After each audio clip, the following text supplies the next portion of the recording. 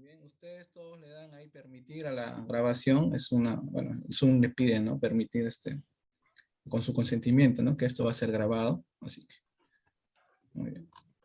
Ya, hay seguro los compañeros por ahí, si a alguno de ustedes se le va a ir el internet, entonces, ingresa nada más al link, José le va a aplicar un clic ahí y los va a agregar, ¿ya? Porque sabemos que no todos tienen la misma velocidad de internet, ¿no? Ya, entonces, José, a ver, puedes compartir tu pantalla. ¿Pueden ver, muchachos, chicos, chicas? ¿Pueden ver? Por el chat al menos respondan si son tímidos. Yo sé que están comenzando, no se preocupen. Ahí está, muy bien, sí se ve. ¿Se ve claro o no?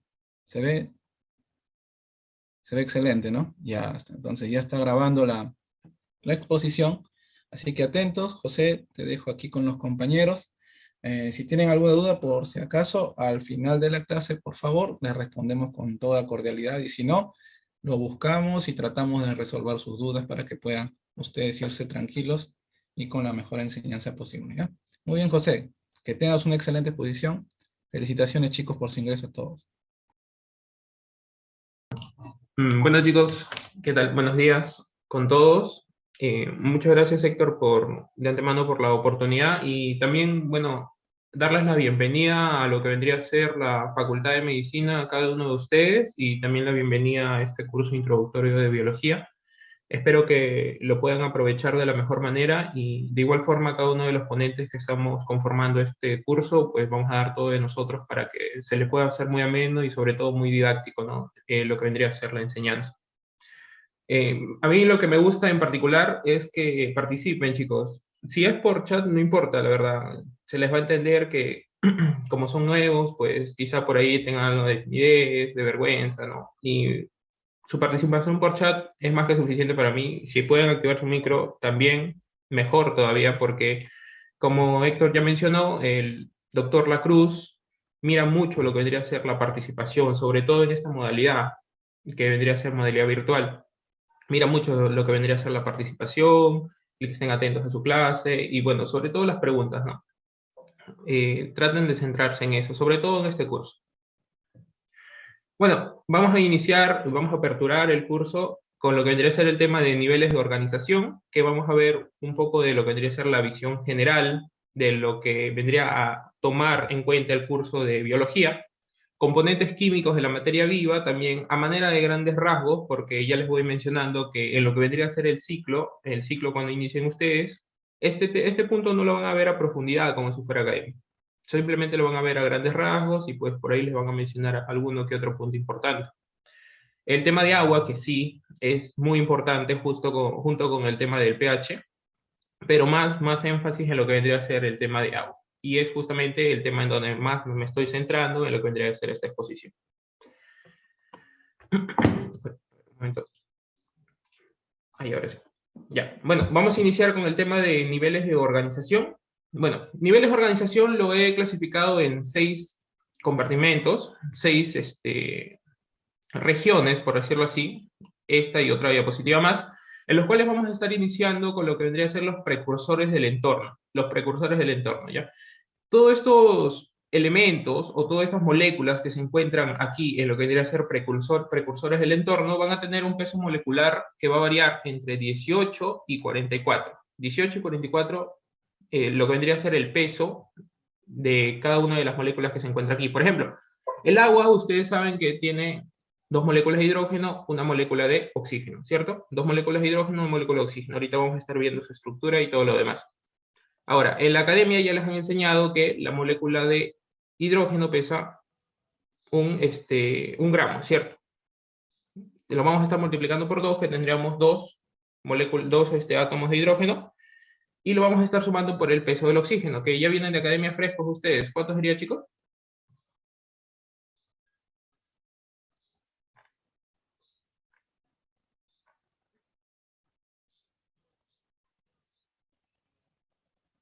¿Se me escucha?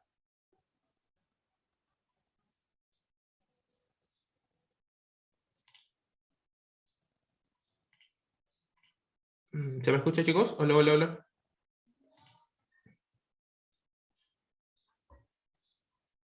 Sí se escucha, sí se escucha. ¿Cuánto vendría a ser entonces el peso del agua? Peso 18. molecular, 18. 18, muy bien. Entonces, el peso molecular del agua vendríamos a tener 18. No tengo vergüenza en hablar, chicos, no les va a pasar nada. Es mejor, de hecho, que se equivoquen aquí a que se equivoquen en el ciclo. Ténganlo por seguro. Ya, entonces, de igual forma, todas las moléculas que se encuentran aquí, en lo que vendría a ser precursores del entorno, van a tener un peso que va a variar entre 18 y 44.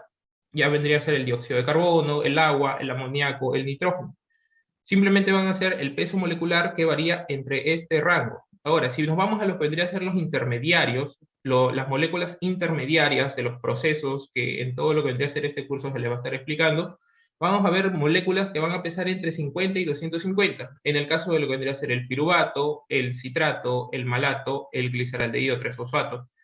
Como ustedes ya han escuchado, el piruvato va a ser un producto de una reacción que vendría a ser la glucólisis, ¿cierto? Donde una molécula de glucosa se va a transformar en 2 moléculas de piruvato, ¿ya? Luego esa molécula de piruvato se va a transformar en acetilcoenzima A. Bueno, esto es un esquema general en sí, porque aquí van a participar diferentes enzimas, pero aquí esto es un esquema general donde nos va a estar representando lo que vendría a ser el piruvato y su estructura. Toda esta estructura va a conformar un peso molecular entre 50 a 250. De igual forma, lo que vendría a ser el citrato, el malato, el gliceraldehído 3-fosfato. Todas estas moléculas intermediarias, ¿por qué intermediarias? Porque posterior a ello se van a transformar en otras moléculas, por ejemplo el piruvato en acetilcoenzima A. Todas estas moléculas intermediarias van a tener un peso molecular entre 50 a 250, ¿ya? Ahora, unidades estructurales. Estas unidades estructurales van a ser la especie de monómero, como se le conoce a ustedes, monómero, que van a estar conformando cada una de las moléculas principales que ya están conformando nuestro organismo. Por ejemplo, lo que vendría a ser los nucleótidos, en el caso de los ácidos nucleicos, los aminoácidos, en el caso de las proteínas, los monosacáridos, en el caso de los glúcidos, y los ácidos grasos con el glicerol, en el caso de los lípidos. Todas estas moléculas van a tener un peso molecular entre 100 a 350. Aquí, como se observa en la imagen, vamos a tener lo que vendría a ser un grupo fosfato, un azúcar pentosa y una base de nitrógeno o base nitrogenada. ¿Cómo se llama esta estructura, chicos? Que tiene un grupo fosfato, un azúcar pentosa. Nucleótido. Nucleótido. Muy bien, gracias. Gracias, chicos. Así participa. Esto vendría a ser un nucleótido. Entonces, el nucleótido vendría a ser una unidad estructural que tiene un peso entre 100 a 350, que se ubica en la tercera escala, de los niveles de organización. De igual forma, aminoácidos, tanto esenciales como no esenciales, monosacáridos, y bueno, ya todo lo mencionado. Y ahora, pasamos con los tres últimos, que vendrían a ser las macromoléculas, por este lado, que van a tener un peso ya mayor. Ya no van a ser de 18 a 44, de 150, no. Va a ser de 10 a la 3 y 10 a la 9. Y aquí ya estaríamos hablando de lo que vendrían a ser las estructuras, las macromoléculas, que van a estar conformando principalmente todo nuestro organismo. En el caso anterior vimos nucleótidos, pues aquí vamos a ver ya la unión de todos estos nucleótidos conformando lo que vendría a ser propiamente el ácido nucleico. En el anterior vimos los aminoácidos, pues aquí ya estaríamos viendo toda la unión de los aminoácidos por el enlace peptídico, formando ¿qué? Las proteínas. Aquí ya vemos los polisacáridos, en el caso, bueno, glúcidos, y los lípidos, ¿no? Aquí, por ejemplo, en la imagen que tendríamos una proteína con estructura cuaternaria, ¿ya? Esto es una estructura cuaternaria. Bueno, esto sí lo menciono en caso de que aún no recuerden muy bien, ¿no? Pero en lo que vendría a ser el curso, sobre todo en los parciales, que vendrían a ser los exámenes, el doctor les va a poner muchas imágenes, chicos, muchas imágenes, ¿ya? Entonces, tienen que saber reconocer cuándo una proteína tiene estructura cuaternaria, terciaria. Bueno, pero eso se los va a estar explicando en el transcurso de lo que vendría a ser el curso. Ahora, hay otro nivel de organización que es denominado asociaciones. Obviamente tiene un peso mayor que lo que vendría a ser las macromoléculas y todo lo demás mencionado. Tendríamos entre 10 a la 6 y 10 a la 9. Ahora, en este nivel de organización que vendrían a ser las asociaciones, tendríamos estructuras más complejas. Tendríamos los ribosomas, los complejos enzimáticos, los sistemas contráctiles y los microtúbulos. Ya, chicos, ahora cada uno de ellos va a desempeñar un papel muy importante en lo que vendría a ser la célula.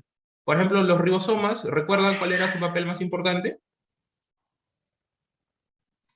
Sintetizar proteínas. Síntesis de proteínas, muy bien. Bueno, los complejos enzimáticos en sí, por ejemplo, la piruvato deshidrogenasa, entre otros que van a estar viendo en el transcurso, también van a pertenecer en lo que vendría a ser los niveles de organización de las asociaciones. Los sistemas contráctiles lo vamos a ver en lo que vendría a ser el tejido muscular, ¿ya chicos? Tejido muscular. Bueno, y en este caso lo van a ver en lo que vendría a ser microfilamentos también en el tema de citoesqueleto. Y bueno, los microtúbulos de igual forma también se va a ver en el tema de citoesqueleto, ya que esto también es un punto muy importante y si mal no recuerdo va a ser un tema de seminario para ustedes, ¿ya chicos? Aquí, por ejemplo, vemos a grandes rasgos nada más, todavía no, con esta primera clase no se quiere entrar a fondo en lo que vendría a ser los ribosomas, pero aquí vemos, por ejemplo, ribosomas con su unidad mayor, su unidad menor, ¿no? Y como ya mencionó una de sus compañeras, su principal función estaría implicada en la síntesis de proteínas, síntesis proteica. Y por último, el último nivel de organización que vamos a estar estudiando vendrían a ser los orgánulos, que vendrían a ser las estructuras más complejas y las partes que va a tener una célula. En este caso vendríamos a tener el núcleo, que también les voy a estar dictando más adelante, la mitocondria, los cloroplastos en el caso de los vegetales y el aparato de Golgi. ¿Ya? Aparato de Golgi le puse como imagen porque la verdad es que me llamó mucho la atención ya que está muy implicado en el transporte, en el transporte vesicular, Acuérdense de ese término porque también van a estar estudiándolo, transporte vesicular. Todo esto va a estar ayudado también por el retículo endoplasmático rugoso, retículo endoplasmático liso, y bueno, desde el inicio viene la parte del núcleo, ¿no? Ya chicos, acuérdense, Golgi, cloroplastos, mitocondria, núcleo, orgánulos, nivel más alto de la organización. Aquí ya, bueno, el peso molecular ya no se está considerando porque es obviamente muchísimo mayor de lo que ya hemos estudiado. Ya chicos, son 6 niveles de organización que tienen que tener en cuenta, cuáles son los componentes que están en cada nivel de organización y sobre todo estar explicando, ¿no? A ver, este se conecta con, por ejemplo, en el anterior caso, uy, ahí está. En el anterior caso, unidades estructurales se conecta con lo que vendría a ser las macromoléculas, ¿cierto? Las macromoléculas, la unión, se va conectando y va formando lo que vendría a ser las asociaciones. Aquí en este curso, chicos, todo tiene un laxo, todo tiene un nexo, ¿ya? Todos se van a ir complementando, todos se van a ir complementando. Bueno, pasando con el otro punto, tendríamos los componentes químicos de la materia viva. Como les había mencionado al inicio en la presentación, este tema ustedes en academia sí lo ven a mucha profundidad, pero en lo que vendría a ser el ciclo no va a ser así. Simplemente vamos a ver algunos componentes químicos que van a ser más importantes que otros, y de hecho es allí donde tienen que recalcar más. Los otros también van a ser importantes, ya saben, ya conocen, ¿no? El azufre, lo que vendría a ser aminoácidos azufrados y todo lo demás, pero va a ser a manera de dato. De ahí tienen que comprender dónde actúan esos aminoácidos. Eso es lo importante, comprender dónde actúan, no simplemente que les quede como un dato, ¿no? Ah, hay 2 aminoácidos azufrados que son metionina, cisteína, no, sino que tienen que comprender dónde están actuando dichos aminoácidos. Es ahí donde ya tienen que recalcar. Esto ya es diferente, ¿ya chicos? Ahora, vamos a ver las generalidades. Las generalidades, para recordar un poquito también de lo que vendría a ser la academia. Un ratito con el puntero. Ya. Bueno, vamos a tener que está compuesto principalmente por el famoso CHOMS, ¿no? CHOMS, como ya se les ha enseñado también, que vendría a ser carbono, hidrógeno, oxígeno, nitrógeno, fósforo y lo que vendría a ser el azufre. Como ya hemos mencionado, también el agua va a estar conformada por 2 átomos de hidrógeno y un átomo de oxígeno. Ahora, el carbono, ¿dónde vamos a estar viéndolo? El carbono lo vamos a ver en todos lados, chicos. En lo que vendría a ser los glúcidos, por ejemplo, cada monosacárido va a estar compuesto por carbono. Lo que vendría a ser los lípidos van a tener una cadena hidrocarbonada. Aquí podemos unir estos dos. Ahí también espero que hayan impreso la guía para que vayan uniendo, para que vayan escribiendo, perdón.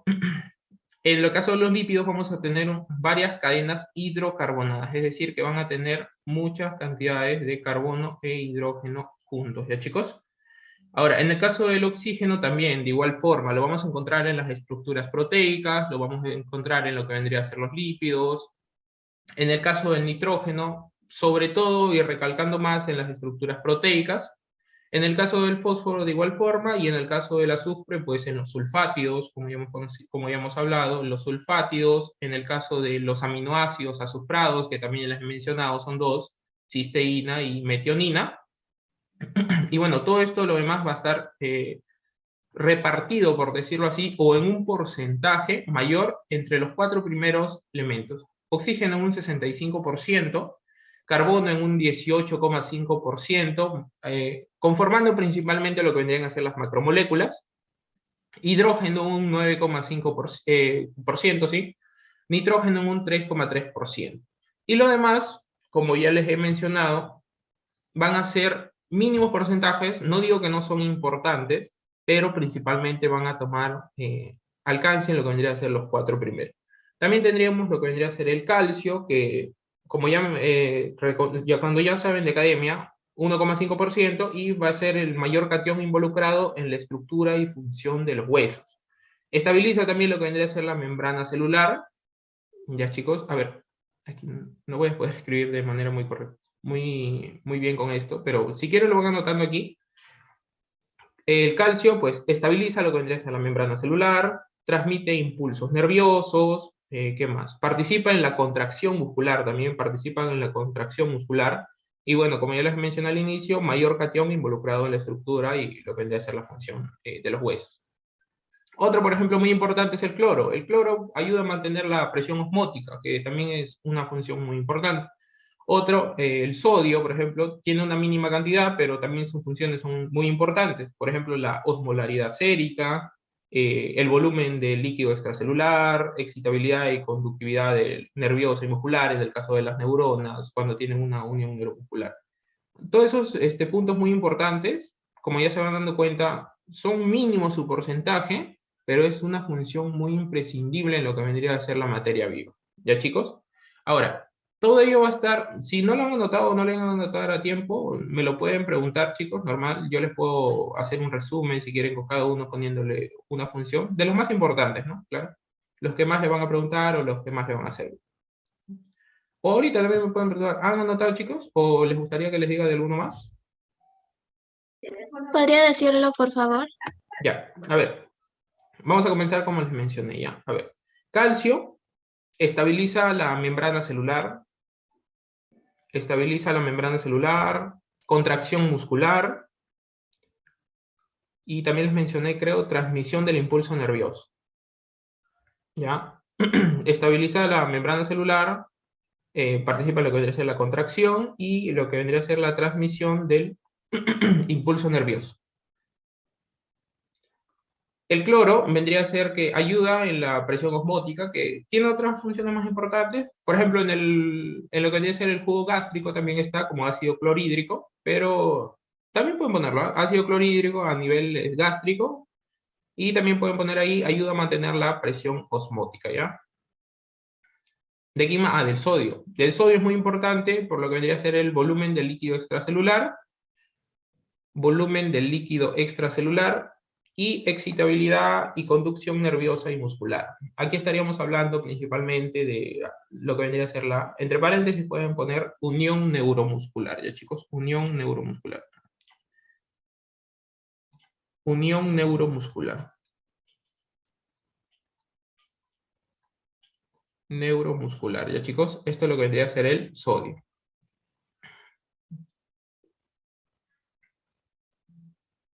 ¿Ya? Unión neuromuscular. Potasio también, igual, unión neuromuscular. A ver, excitabilidad también de lo que vendría a ser el miocardio. Eso lo van a ver más quizá en una cierta parte en anatomía, en histología. Excitabilidad del miocardio, pero pueden irlo anotando, no hay ningún problema. Conducción del impulso nervioso también. Seguro muchos han escuchado de la bomba sodio-potasio. También pueden ponerlo ahí, bomba sodio-potasio.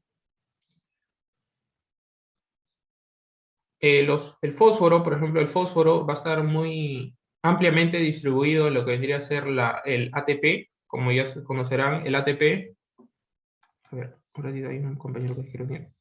Como ya conocerán, el ATP es una fuente de energía muy importante para la célula. Ahí va a estar implicado lo que vendría a ser el fósforo. Y bueno, a ver, otro... Al magnesio, por ejemplo. El magnesio es un catalizador enzimático. Es decir, es un elemento, un bioelemento, que permite la acción de una enzima. Cuando le dicen catalizador enzimático o catalizador para reacciones enzimáticas, significa que este elemento es necesario para la acción de una enzima. Principalmente, ¿para qué tipo de enzima? Para las sinasas o quinasas. ¿Ya, chicos? Voy a poner ahí magnesio. Ahí está. Magnesio, catalizador enzimático o catalizador de reacciones enzimáticas. Significa que este bioelemento es necesario para la acción de enzimas. ¿Para qué tipo de enzimas? Principalmente para sinasas, así se les llama ya, sinasas, o también denominada quinasas, ¿ya, chicos? Quinasas. De los dos nombres es válido. Quinasas o sinasas. ¿Ya? Eso es lo que vendría a ser el magnesio. Y bueno, eso principalmente, ya, chicos. Fósforo, perdón, azufre y bueno, todo lo demás que ya les he mencionado donde se encuentra. Ahora, esto va a estar clasificado en lo que deben ser los elementos primarios y los oligoelementos. Bueno, como ya conocerán, oligoelementos son los elementos que se encuentran en menor cantidad, que cumplen funciones importantes, pero que no se encuentran en un gran porcentaje distribuido en el organismo. Dentro de ellos tenemos al sodio, potasio, azufre, cloro, magnesio, yodo, hierro, entre otros. Hierro, muy importante, hemoglobina, ya chicos, hemoglobina, pongan. Y los primarios van a estar distribuidos en mayor cantidad, si suman casi da el 99%, y forman lo que vendría a ser parte de los tejidos y las estructuras del cuerpo. Aquí tenemos el famoso CHOM, el carbono, hidrógeno, oxígeno, nitrógeno, fósforo, y lo que vendría a ser parte también el calcio, ¿ya, chicos? Calcio. Ahora, todos estos componentes en unión, en conjunto, van a estar formando lo que vendría a ser la estructura celular. Estructura celular. Aquí, por ejemplo, les he puesto lo que vendría a ser una célula eucariota. Eucariota. ¿Por qué eucariota? Porque vamos a ver que tiene un núcleo separado, un núcleo aquí, con su nucleoplasma, donde vamos a contener lo que vendría a ser la cromatina y el material genético, ¿no? Posteriormente. Aquí va a estar el material genético. Todo esto que hemos visto, lo que vendría a ser los niveles de organización también, en los glúcidos, los lípidos, las proteínas, los ácidos nucleicos, en conjunto se va a ver reflejado en lo que vendría a ser una célula eucariota. Toda célula eucariota que vamos a tener distintas estructuras que lo va a estar diferenciando de una célula procariota. Por ejemplo, tendríamos aquí una membrana nuclear, en conjunto todo esto el núcleo, ¿no? Que va a estar seguido de lo que vendría a ser el retículo endoplasmático rugoso, el retículo endoplasmático liso por aquí, el aparato de Golgi, o el complejo de Golgi también, y bueno, de manera libre, lisosomas, mitocondrias, ribosomas, también hay en el citoplasma de manera libre, o también pueden estar anclados al retículo endoplasmático rugoso, ¿no? Y bueno, todo va a estar rodeado por lo que vendría a ser la membrana celular. ¿Ya, chicos? Entonces, esta imagen principalmente la he puesto para que se den cuenta que en conjunto todo lo que hemos visto en los niveles de organización, en los componentes químicos de la materia viva, que vendrían a ser los elementos primarios, los oligoelementos, van a estar conformando al final lo que vendría a ser la célula eucariota propiamente dicha. ¿Ya, chicos? Célula eucariota propiamente dicha. Ya. ¿Alguna duda hasta ahí, chicos? Para ya pasar al tema más importante, la verdad. O uno de los temas más importantes que están aquí, porque también está pH. ¿Alguna duda de lo que vendría a ser los niveles de organización o aquí los componentes químicos? Algo que se les haya que se les haya olvidado anotar de aquí que les he mencionado.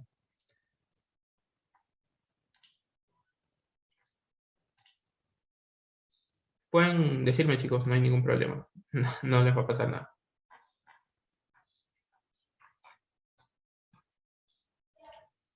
¿No? ¿Todo bien? ¿Todo claro? Tatiana, ya, gracias, Tatiana. ¿Los demás, todo claro? Si no, para continuar con el tema de agua.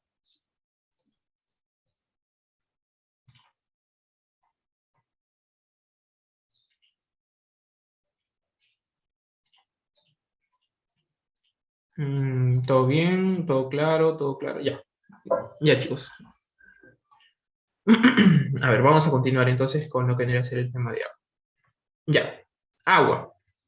Este tema es muy importante, es tema a preguntar en lo que vendrían a ser los parciales del doctor Lacruz, así que les pido que presten mucha atención, chicos.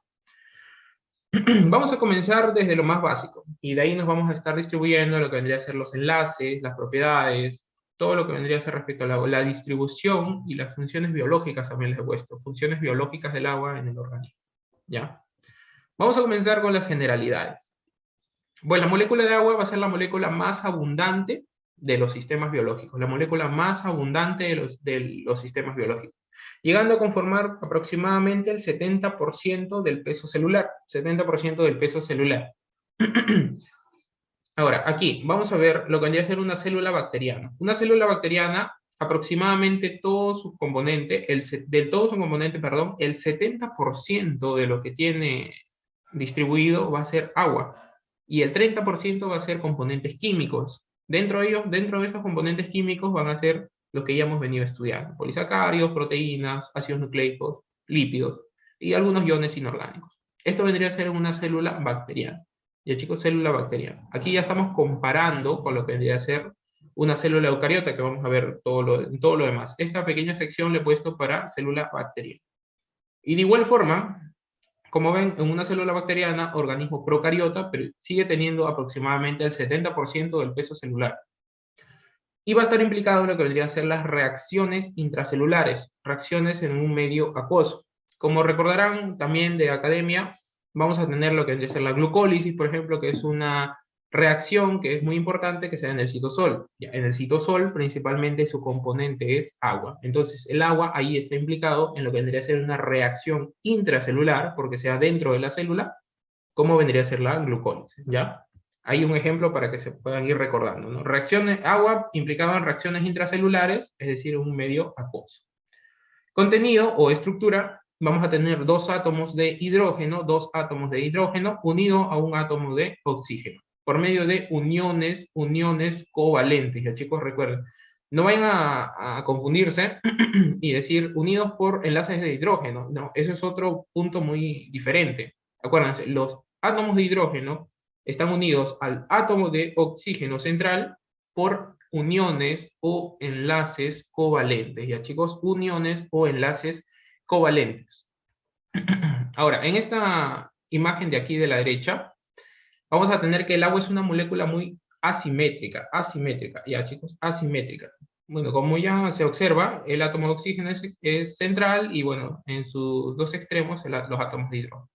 ¿Qué es lo que quiero llegar con esta imagen?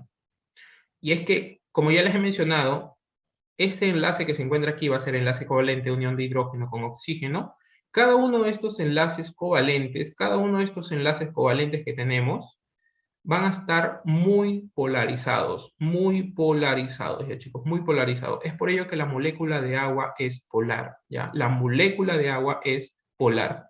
Además, estos dos átomos, a ver, vamos a poner aquí estos dos átomos, pueden ahí también en su guía si lo han impreso, estos dos átomos de hidrógeno van a estar conformando una región. En una molécula de agua vamos a tener dos regiones, ya, chicos, dos regiones. Una región electropositiva que va a estar formada principalmente por los dos átomos de hidrógeno, y en la otra región vamos a tener una región electronegativa, que va a estar formada simplemente por el átomo de oxígeno. Ya, chicos, toda molécula de agua tiene dos regiones, una región electropositiva y una región electronegativa. ¿Y por qué se dice que la molécula de agua es polar? Es polar por los dos enlaces covalentes que cada molécula de agua tiene, ¿ya? Ya, listo. Y ahora, también dice en el punto 3, los tres átomos de la molécula de agua son adeptos a formar enlaces de hidrógeno. En simples términos, dice que los tres átomos de la molécula de agua, tanto los dos átomos de hidrógeno como el átomo de oxígeno, están a disposición de formar enlaces de hidrógeno. Están libres para formar enlaces de hidrógeno con otra molécula de agua. En una diapositiva aparte les he explicado detalladamente lo que vendría a ser el enlace de hidrógeno, por qué es importante, cuándo se forma, dónde se forma, pero aquí podremos ver también lo que vendría a ser el enlace o puente de hidrógeno también es llamado, pero principalmente se le puede denominar enlace de hidrógeno. Y aquí con esta imagen lo que quiero llegar es que vean lo que vendría a ser la distribución o la distancia que hay entre lo que vendría a ser el átomo de hidrógeno de una molécula. Vamos a ver, esto vendría a ser una molécula de agua, esto vendría a ser otra molécula de agua. La distancia que hay entre un átomo de hidrógeno y un átomo de oxígeno de una sola molécula de agua vendría a ser 0,10 nanómetros, ¿ya? Sin embargo, la distancia que hay entre un átomo de hidrógeno de una molécula de agua y un átomo de oxígeno de otra molécula de agua, formando el enlace de hidrógeno, va a ser de 0,18 nanómetros. ¿Ya? En conclusión, la distancia que hay entre un átomo de oxígeno de una molécula de agua y el otro átomo de oxígeno de otra molécula de agua, aproximadamente va a ser de 0,28 nanómetros. ¿Por qué les menciono esto? ¿Por qué? Porque a veces el doctor bueno, últimamente, como son a veces muchos alumnos, te pone alternativas múltiples y te quiere confundir, ¿no? Te puede poner, por ejemplo, a mí en mi último módulo, de hecho, en el inicio del módulo en los primeros módulos me puso preguntas para fundamentar, ¿ya? Por eso es que es muy importante que comprendan el por qué se da tal cosa, por qué se da otra cosa. Pero también es muy importante que recuerden algunos datos importantes, sobre todo en la estructura que vendría a ser el agua, ¿no? Les puede poner la distancia que hay entre un átomo de oxígeno de una molécula de agua y otro átomo de oxígeno de otra molécula de agua es 0,18. No, eso es falso. Eso es falso, chicos. Es 0,28. 0,28. ¿Ya? Ahora, entonces, ustedes pueden pensar, entonces el enlace de hidrógeno vendría a ser la unión que se da entre un átomo de hidrógeno y un átomo de oxígeno. No, esa definición está mal, ¿ya, chicos? Esa definición está mal. Porque si no, si dijeran eso, mira, aquí hay un átomo de hidrógeno, aquí hay un átomo de oxígeno, ya, esto, enlace de hidrógeno. No, esto debe ser enlace covalente, ¿ya? La definición correcta de enlace de hidrógeno, adelante también le he puesto escrito, vendría a ser la unión de un átomo de hidrógeno a un átomo electronegativo, siempre y cuando este átomo de hidrógeno esté unido a otro átomo electronegativo. Ahorita vamos a verlo a más detalle, ¿ya? Pero acuérdense, es la unión de un átomo de hidrógeno unido a otro átomo electronegativo, siempre y cuando este átomo de hidrógeno esté unido a otro átomo electronegativo. Es allí donde se va a formar recién un enlace o un puente de hidrógeno, ¿ya? Vamos a continuar. Ahí está. Bueno, aquí simplemente es para ver las características más importantes que tiene el agua. Aquí tendríamos, bueno, vamos a comenzar primero por esto, ¿ya? Para tener una aleación del tema. Su fórmula, bueno, H2O ya todos los conocen. Peso molecular, 18,01, esto es más exacto, gramos por mol, como ya lo hemos visto en los niveles de organización. La densidad que tiene es 1 gramo por centímetro cúbico, y el hielo, bueno, 0,92 gramos por centímetro cúbico, y así sucesivamente, ¿no? Vamos a ver los puntos de fusión, los puntos de ebullición, el pH que tiene es muy importante, porque el pH que tiene aquí, bueno, se le ha puesto 7, es del libro Harvey. Ay, verdad, me estaba olvidando las bibliografías que he usado.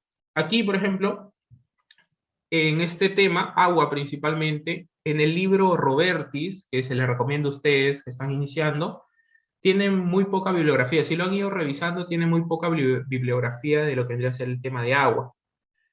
El libro de Gerald Karp, a ver, ahí les escribo en el chat. Gerald Karp. Ese es otro libro que yo también usé en mi ciclo, en primer ciclo. También, de igual forma, tiene una hoja y media, más o menos, que es importante que lo lean, de hecho, porque les va a dar una visión general del tema. Pero con lo que quiere el doctor, quizá por ahí quieran otras bibliografías. Y bueno, lo que yo he usado para este tema, que no es mucho, no es muy extenso y no es muy difícil de comprender, vendrían a ser el libro Leininger para algunas imágenes, el libro Harvey de bioquímica, pero en este caso, en esta edición nueva tiene el nombre de Denis Ferrier.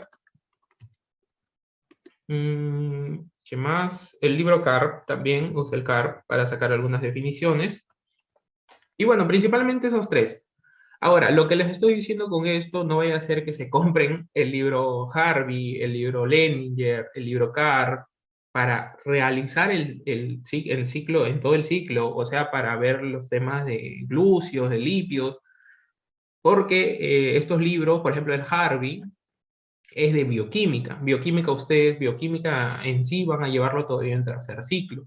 Lo que les estoy diciendo es que, por ejemplo, el libro Harvey es de bioquímica, pero es un libro muy comprensible para el tema de agua. Les estoy diciendo que, por ejemplo, se pueden buscar el libro en PDF y lo pueden ir revisando este tema. ¿Por qué? Porque en el libro Harvey, para mí es un buen libro, muy buen libro, van a ver que, por ejemplo, las propiedades del agua van a estar definidas y encima te van a dar ejemplos, ¿me entienden? Entonces es ahí donde ustedes ya pueden ir entendiendo más y más y más y se pueden desenvolviendo más. Porque, por ejemplo, en el libro Robertis, si alguno ya tiene su libro Robertis por ahí, se van a dar cuenta que no tiene este fundamento, no tiene todo lo que les estoy mencionando aquí. Quizá van a estar un poco perdidos si no les mencionaba esto, ¿no? ¿De dónde habrá sacado tal información o si es confiable? Es totalmente confiable, les estoy poniendo las bibliografías y bueno, como les dije, si es que por ahí tienen algún dato para que complemente con otros temas, bacán. Pero si intentan, por ejemplo, desarrollar todo su ciclo con el Harvey, lo van a llegar a hacer. Yo no digo que no lo pueden hacer, pero se les va a hacer quizá un poco más complejo. ¿Por qué? Porque este libro es de bioquímica, bioquímica que van a llevar en tercer ciclo también. ¿Ya? Ahora, todos estos puntos aquí, todos estos datos, yo los he sacado del libro, como les he mencionado, del libro Harvey, ¿ya? No es de alguna fuente de Google, que también pueden sacarlo, pero principalmente les recomendaría que busquen PDFs o artículos, pero es algo difícil que encuentren artículos de agua, ¿no? Hay más artículos de otras investigaciones. Entonces, todas estas características los he sacado del libro Harvey, y este libro nos menciona que el pH del agua, volviendo, es neutro. Es decir, está en un rango de 7. Va a oscilar, no estoy diciendo que va a ser estable, va a oscilar quizá entre 7,03, 7,04, pero no va a ser mucho lo que vendría a ser la oscilación. Entonces se puede considerar que este líquido va a ser de pH neutro, ¿ya? Igual forma, otros datos que también tenemos: calor específico, calor de vaporización, y bueno, la constante DL. Ahora, este cuadro, también de igual forma sacado del libro Leninger, este cuadro es sacado del libro Leninger, que también es un libro complejo, ya chicos, les recomendaría que busquen ciertos datos, por ahí algo que complementen, y bueno, principalmente usar el libro Robertis, ¿no? Para los otros temas que se les vienen. Y el libro Carr, también, al doctor le gusta mucho el libro Carr. Robertis y Carr. Aquí nos menciona que vamos a tener dos enlaces, un enlace covalente, que ya lo hemos visto. ¿Dónde vimos el enlace covalente, chicos?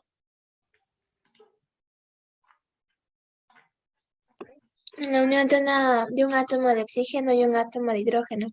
Ya, muy bien. ¿Quién habló? Nayeli Torres.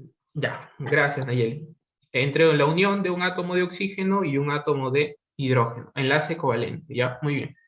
Y bueno, también tendríamos lo que vendría a ser los enlaces no covalentes, que van a ser los enlaces que vamos a estar estudiando posteriormente. Que tenemos el enlace iónico, que va a estar formando las interacciones iónicas, los enlaces de hidrógeno o puentes de hidrógeno, y los enlaces de Van der Waals, ¿ya? Enlace de Van der Waals. Esta vendría a ser la longitud, o bueno, el tamaño que tendrían aproximadamente cada enlace. En el caso de los covalentes, 0,15, y en el caso de los no covalentes ya está especificado aquí, ¿no? Siendo el de mayor tamaño los enlaces no covalentes de Van der Waals, ¿ya? Ahora, esta va a ser la energía de ruptura, la energía de ruptura que se necesita para poder destruir enlaces, estos enlaces. Aquí nos está haciendo una comparación, lo que vendría a ser en el vacío y en el agua, ¿ya? En el vacío y en el agua. Lo que nosotros principalmente vamos a ver es en esta sección de aquí, en lo que vendría a ser en el agua. Nos dice que el enlace covalente necesita aproximadamente una energía de 90 o 377, perdón, kilojoule por mol, y lo que vendría a ser los no covalentes está especificado aquí, ¿no? Entonces, lo que podemos observar, no he puesto este gráfico simplemente para que vean los datos, lo que podemos observar es que el enlace covalente necesita una mayor energía en el agua para poder ser destruido, a diferencia de los no covalentes. Entonces, un punto muy importante que tienen que saber, y aquí queda demostrado, que quizás siempre le han dicho en la academia, ¿no? Los enlaces covalentes son más fuertes, por así decirlo, ¿no? O se destruyen con mayor energía.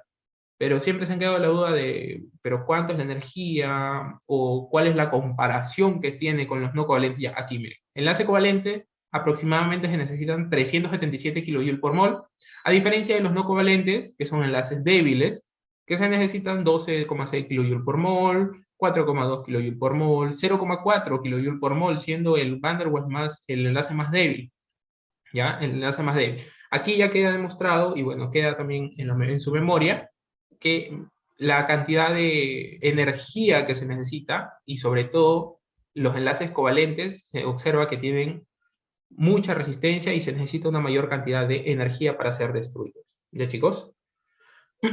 Vamos a continuar. Ahora sí, vamos a ver las interacciones débiles, porque hemos visto cuánta energía se requiere para los enlaces no covalentes. Interacciones débiles en sistemas acuosos. ¿Por qué interacciones débiles? Porque se necesitan una cantidad de energía mínima para ser destruidos.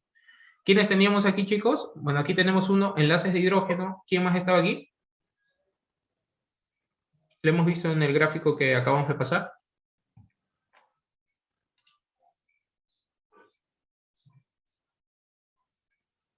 Enlace de hidrógeno. ¿Quién más? Iónico. ¿Cómo? Iónico. Iónico, muy bien. Falta Van uno der más. Waals. Van der Waals. Bien, muy bien. Gracias. Bueno, vamos a iniciar con lo que vendría a ser los enlaces de hidrógeno o puentes de hidrógeno. Aquí está su definición correcta, la definición que ustedes, si le mencionan esto al doctor Lacruz, va a decir que han aprendido muy bien la definición, la verdad. Porque esta definición, él no se cansa de repetirla, una y otra vez. Es el enlace que se forma entre un átomo muy electronegativo, y un átomo de hidrógeno unido covalentemente a otro átomo electronegativo. Me explico. Vamos a imaginar que por aquí hay una molécula de agua, hidrógeno, oxígeno, hidrógeno, y tiene una unión con otra molécula de agua. Oxígeno, hidrógeno por acá y bueno, hidrógeno por acá. Ya. Aquí dice, el enlace de hidrógeno, puente de hidrógeno, va a ser el enlace que se forma entre un átomo muy electronegativo. Acá falta sus uniones covalentes. Y ahora sí. Dice, va a ser la unión que se forma entre un átomo muy electronegativo. Miren este átomo de oxígeno, es muy electronegativo. Es la unión que se da entre un átomo muy electronegativo y un átomo de hidrógeno. Está bien, este es un enlace de hidrógeno, este es un enlace de hidrógeno. Pero este átomo de hidrógeno va a estar unido covalentemente a otro átomo electronegativo. Ahora, yo les he puesto esta definición, bueno, este ejemplo de dos moléculas de agua. Sin embargo, en la definición de enlace de hidrógeno no menciona, no dice, es el enlace que se forma entre un átomo de oxígeno y un átomo de hidrógeno unido covalentemente a otro átomo de oxígeno. No, ¿por qué? Porque los enlaces de hidrógeno no solamente son entre oxígeno, hidrógeno, oxígeno. También van a haber otros enlaces de hidrógeno, como por ejemplo les voy a mencionar por aquí. Aquí también hay otra, mira, aquí también hay enlaces de hidrógeno. Y no son siempre oxígeno, hidrógeno, oxígeno, ¿ya? Sino que va a ser la unión entre un átomo electronegativo y un átomo de hidrógeno, unido covalentemente este átomo de hidrógeno a otro átomo electronegativo, ¿ya, chicos?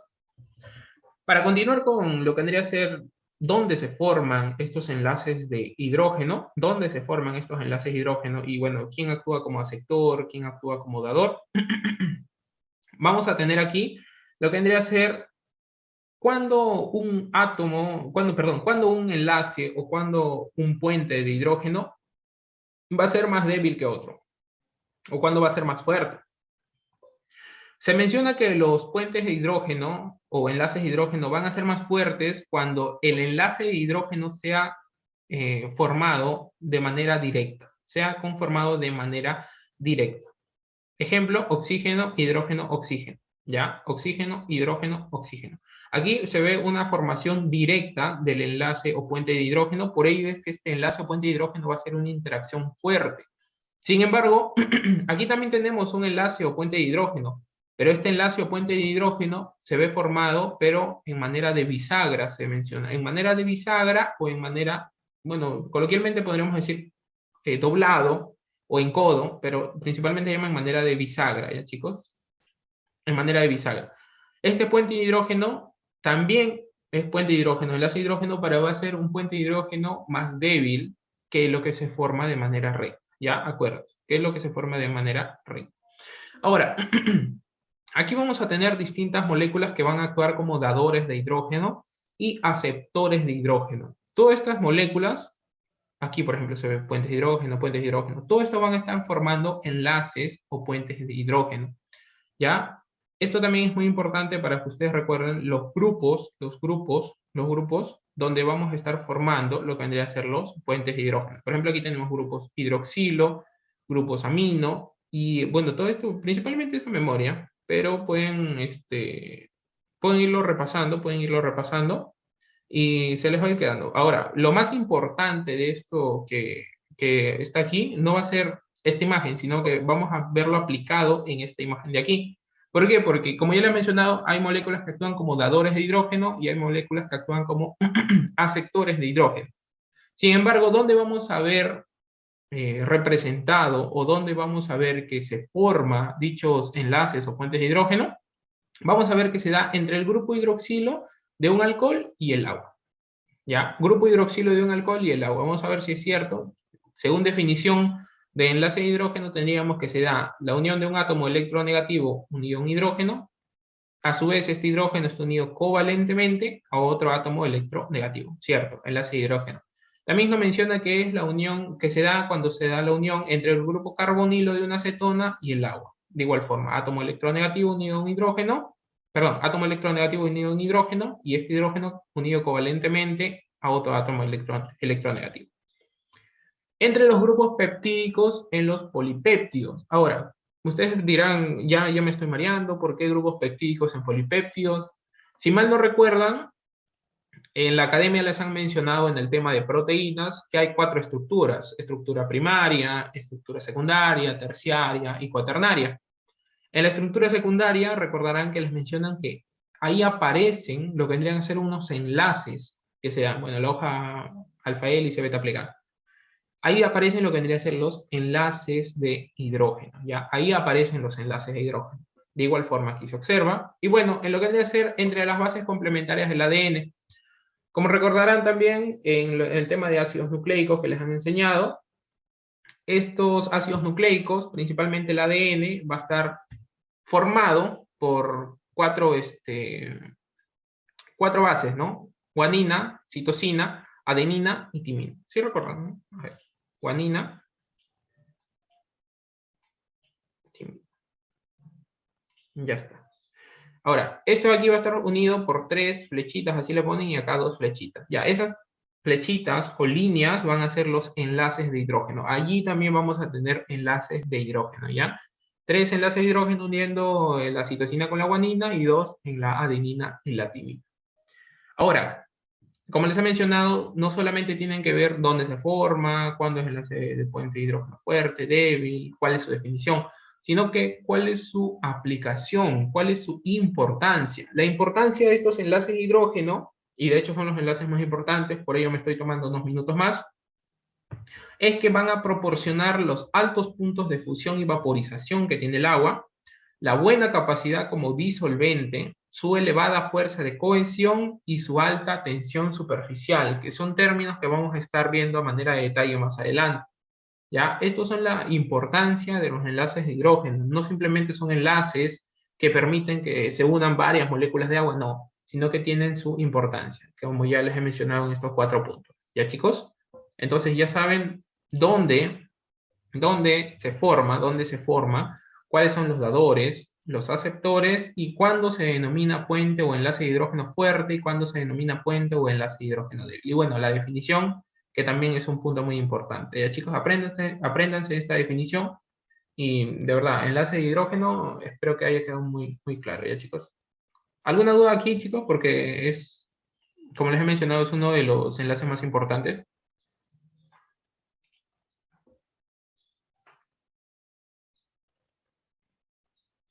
¿Alguna duda, chicos? ¿Todo claro? ¿Todo claro? Alvarado, gracias. Los demás, chicos.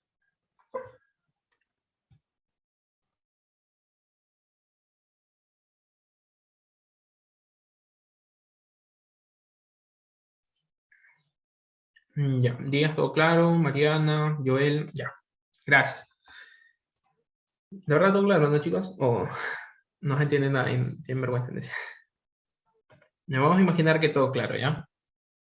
Vamos a seguir con las interacciones iónicas, ¿ya? E interacciones iónicas, que como definición tienen que es una atracción electrostática entre un ion cargado positivamente, conocido como catión, y un ion cargado negativamente, conocido como anión. Estas interacciones iónicas van a estar unidas por una fuerza electrostática de atracción, o también llamada enlace iónico. ¿Ya, chicos? Enlace iónico, ya deben haber escuchado ustedes.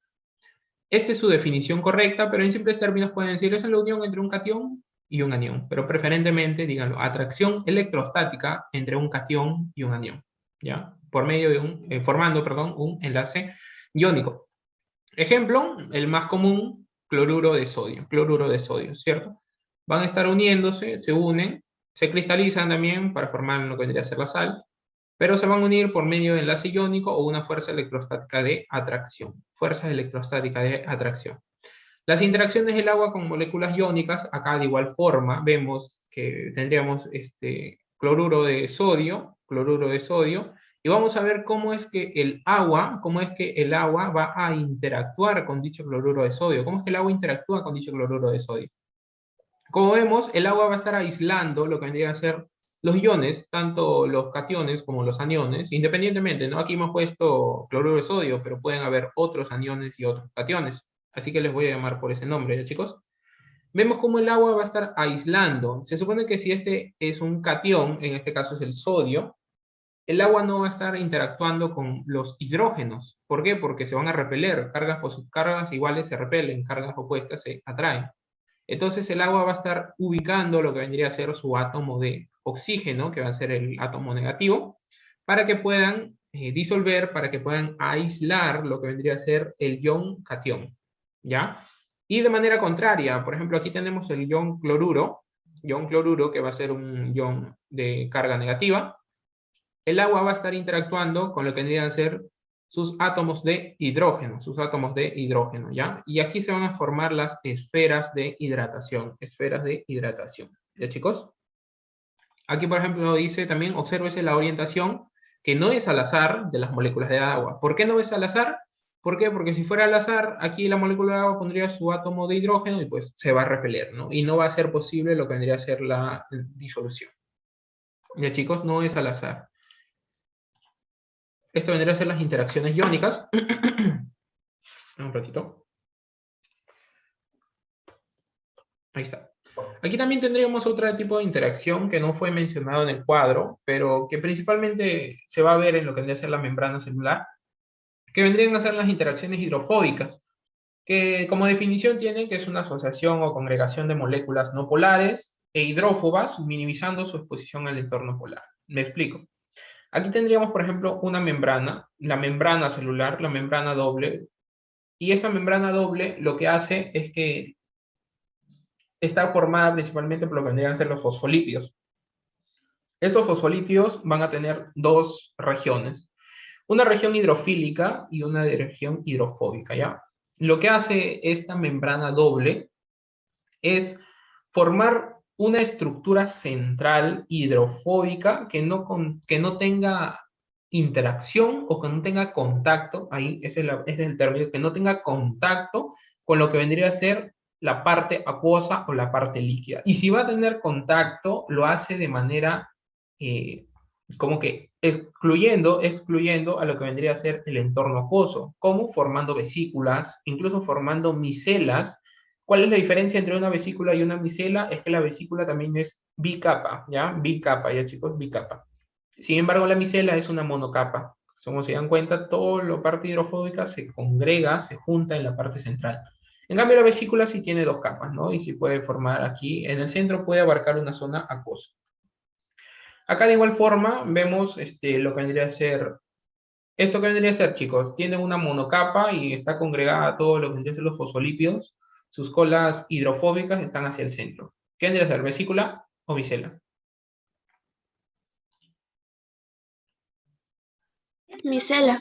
Micela, muy bien, gracias. Aquí vendríamos a tener una micela y bueno, aquí se ve la disolución de lo que vendría a ser La parte más polar, vemos que se está uniendo, y bueno, se va separando, ¿no? Aquí vamos a ver que se va uniendo, se une y forma lo que vendría a ser una micela. ¿Por qué? Porque todo esto tendríamos a ver que tiene agua. Entonces, este fosfolípido va uniéndose con otros fosfolípidos y estos otros fosfolípidos se van uniendo en conjunto formando una micela, ¿Por qué? Porque es un entorno acuoso. Esto de aquel repele el agua, entonces todo esto se va uniendo, congregando, hasta que no tenga contacto con ella. Bueno, ahí está. Y por último, las interacciones de Van der Waals, ¿no? También llamadas fuerzas de London, Estas interacciones de Van der Waals son fuerzas de atracción realizadas por dos moléculas de dipolos transitorios. ¿Qué significa dipolos transitorios? Que son dipolos cambiantes. Puede ser por un lado dipolo positivo, negativo, y por aquí puede unirse con otro, ¿no? Son dipolos transitorios, que se encuentran muy cerca, esto es muy importante, se encuentran muy cerca la una de la otra y orientadas de manera apropiada. Ahora, ¿por qué tienen que encontrarse muy cerca? Porque como recordarán, estas interacciones de Van der Waals o fuerzas de London van a ser las interacciones que necesiten menor energía para su destrucción. Y de hecho la energía que necesitan para su destrucción simplemente está dada por la cercanía que tienen ellos, por la cercanía. Están tan cerca que simplemente ni siquiera están conectados con algo, simplemente necesitan una energía mínima para que puedan ser destruidos. ¿Ya? Fuerzas de London o interacciones de Van der Waals.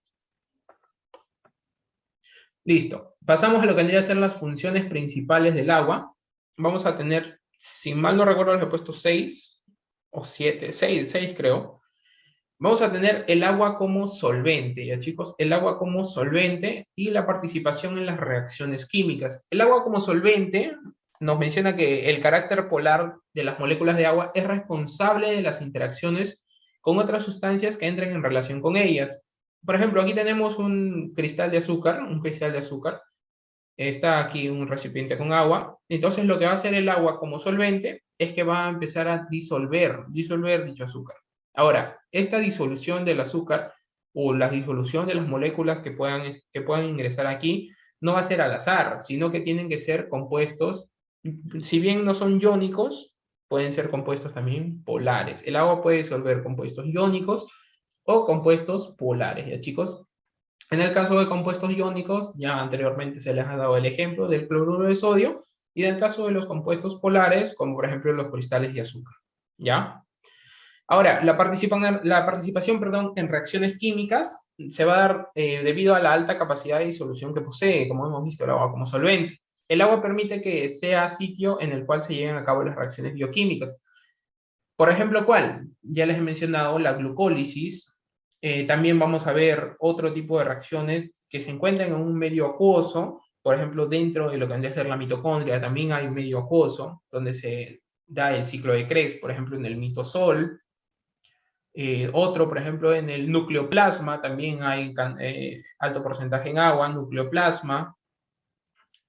Otro, en los ribosomas libres, en el mismo citosol, por ejemplo, la traducción, que viene a ser la formación de proteínas. Todas estas reacciones químicas, todas estas reacciones se van a dar en un medio acuoso, en un medio líquido. Chicos, pueden anotarlo ahí, citosol, tal, mitosol, tal, nucleoplasma también. Nucleoplasma, por ejemplo, la replicación, la transcripción. ¿Ya? Otras funciones principales que tiene el agua, vamos a tener la función estructural y la función de transporte. La función estructural va a ser causada por la alta cohesión intramolecular que posee en el agua. Esta alta cohesión intramolecular, es decir, la alta unión entre las moléculas de agua, alta cohesión intramolecular, alta unión entre las moléculas de agua, va a estar dada por los puentes o enlaces de hidrógeno. Y principalmente donde se ve reflejado la función estructural va a ser en los fenómenos de turgencia, ¿ya, chicos? Fenómenos de turgencia. Ahora, aquí por ejemplo vemos, ¿por qué menciona alta cohesión intramolecular? ¿Por qué? Porque todas las moléculas de agua van a estar unidas por enlaces o puentes de hidrógeno. Ahora, todas estas moléculas de agua van a estar unidas por aquí a un enlace. Vamos a ver esta molécula ya, que no esté unida aquí. Vamos a ver por aquí otro enlace, esta se puede unir a otro enlace y otro enlace. Cada molécula de agua puede formar, perdón, 4 enlaces o puentes de hidrógeno. 4 enlaces o puentes de hidrógeno. Entonces, si ustedes juntan de 4 en 4, 4, 4, todas estas moléculas de agua en conjunto van a tener una cohesión intramolecular muy elevada. ¿Por qué? Porque van a estar unidas unas con otras. ¿Ya? Es por ello que ahí donde se da lo que vendría a ser la función estructural. En el fenómeno de turgencia es principalmente visto en las células vegetales, ¿ya, chicos? Células vegetales. Ahora, función de transporte, como ya ustedes conocen, el medio adecuado para es el medio adecuado, perdón, para la distribución de nutrientes hacia los tejidos. ¿Por qué la distribución de nutrientes hacia los tejidos? Porque estamos hablando aquí del sistema circulatorio, del sistema sanguíneo. Estaríamos hablando de lo que vendría a ser la sangre. Como ustedes conocen, la sangre tiene un alto porcentaje en agua, y todo ello va a estar distribuyendo los nutrientes absorbidos hacia los diferentes tejidos que tiene nuestro organismo. Como ejemplo, aquí tenemos el sistema circulatorio y, bueno, el sistema renal también. El riñón tiene la capacidad, como ustedes ya conocen, de filtrar la sangre y excretar a los metabolitos polares mediante la orina. Entonces, todos estos componentes, por así decirlo, la orina, por ejemplo, tiene un alto contenido en agua también. ¿Ya? Ahí es donde vamos a estar viendo la función de transporte. Sangre, distribución de nutrientes hacia los tejidos, orina, excreción de metabolitos, excreción de desechos por medio de ella, ¿no?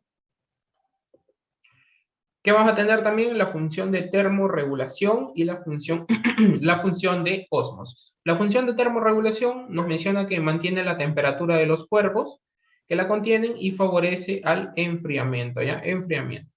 Esto va a estar dado por dos propiedades que tiene el agua, por su elevado calor específico y por su elevado calor de vaporización. Elevado calor específico y elevado calor de vaporización. Estas dos propiedades dan la función de termorregulación. Si les mencionan cuáles son las propiedades implicadas en la función de termorregulación, elevado calor específico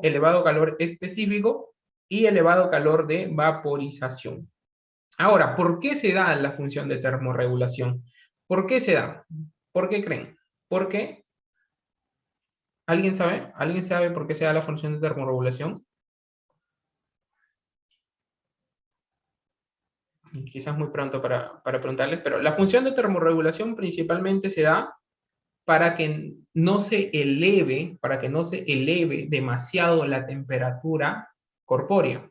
¿Qué pasaría si se eleva demasiado la temperatura corpórea? Miren, ahí ya vamos conectando.